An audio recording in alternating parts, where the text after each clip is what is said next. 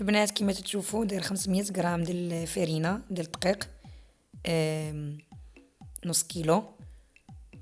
غنخلي لكم المقادير كلهم في صندوق الوصف. ودابا داير معلقه ديال السكر سنيده. السلام عليكم حباباتي، كيف دايرين؟ لاباس عليكم؟ رجعنا من بعد الفيضانات اللي كانت، رجعنا للنشاط ديالنا، رجعنا للحيويه ديالنا.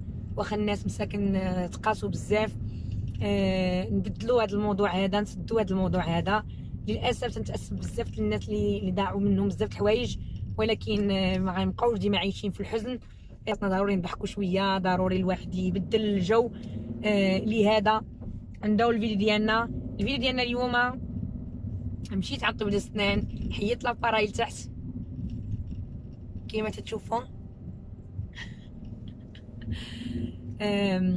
دار لي واحد التقنيه غزاله، تقنيه ما عرفتش واش في المغرب كاين ولا ما كايناش. تيديروا واحد السلك هنايا وراس السنان، كيبقى مشاد، يعني بلا ما تحتاجيش لاباراي هذاك اللي فاش تحيدي لاباراي ديال الحديد تعطيكم واحد لاباراي اخرى كتعودي تستعمليها غير في الليل. هاد التقنيه ديال البنات، تقنيه غزاله. ان شاء الله غندير لكم تتمه ديال هذا الفيديو هذا.